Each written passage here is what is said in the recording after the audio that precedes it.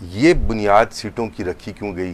یہ بنیاد اس وقت رکھی گئی کہ جس وقت پارلیمانی نظام آزاد کشمیر متعارف کرایا گیا تو اتحاد ثلاثہ کے تحت غازی ملت نے، خورشید ملت نے اور مجاہد اول سردار عبدالقیوم خان نے ان سیٹوں کو مختص کیا. کس لیے؟ کہ یہ سیٹیں کے جو ممبران اسمبلی ہے وہ استصواب رائے جو ہوگا یون پلیبسٹ کے تحت، اس میں یہ یعنی اس وقت کے حالات کے تحت، یعنی مہاجرین کا مسئلہ تھا، جی مہاجرین کے ووٹوں کی ضرورت تھی اور مسئلہ کشمیر حل کی طرف بڑھ رہا تھا. تو یہ سازگار ماحول پیدا کرنے کے لیے مسئلہ کشمیر کے حوالے سے اور وہاں کے، کیونکہ یہ سیٹیں ہیں پار کشمیر کی نمائندگی، یہ جو مہاجر ہو کے آئے ہیں. آپ کہاں سے مہاجر ہو کے آئے؟ سر میرے والد صاحب سری نگر محلہ شہید گنج. میرے جو دادا تھے وہ ایس پی کالج سری نگر، بڑا مشہور کالج ہے سری پرتاپ کالج سری نگر، اس میں باقاعدہ میتھس کے پروفیسر تھے. شیخ عبداللہ جو ہے وہ ان کے اسٹوڈنٹ تھے. میں اپنا تعارف، آپ کا دادا صاحب جو میرے دادا، میں مہاجرین حلقوں سے منتخب ہو کے میں مشیر حکومت بنا. میرے پاس اپنا اسٹیٹ سبجیکٹ، میرے پاس اپنے والد صاحب کا اسٹیٹ سبجیکٹ، میرے پاس اپنے دادا کا اسٹیٹ سبجیکٹ جو مہاراجہ کے وقتوں کا ہے.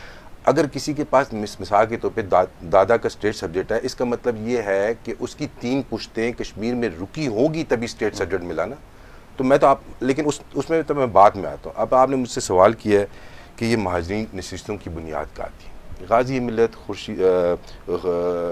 خورشید صاحب نے، خورشید ملت، غازی ملت اور مجاہد اول نے یہ سیٹیں رکھی اس مقصد کے لیے کہ استصواب رائے کو قائم کیا جائے، وہاں پہ ماحول بنایا جائے پاکستان میں مقیم مہاجرین کے لیے، اور مسئلہ کشمیر کو نیشنل لیول پہ اور انٹرنیشنل لیول پہ اجاگر کیا جائے.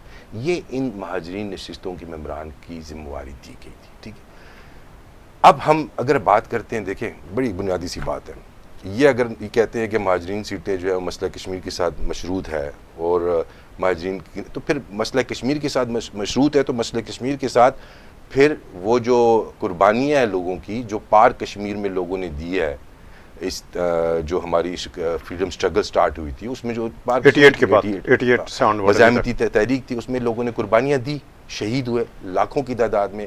ہمارے پاک افواج کے سپاہی سے لے کر فوجی افسر تک لائن آف کنٹرول میں روز شہادتیں دے رہے ہیں.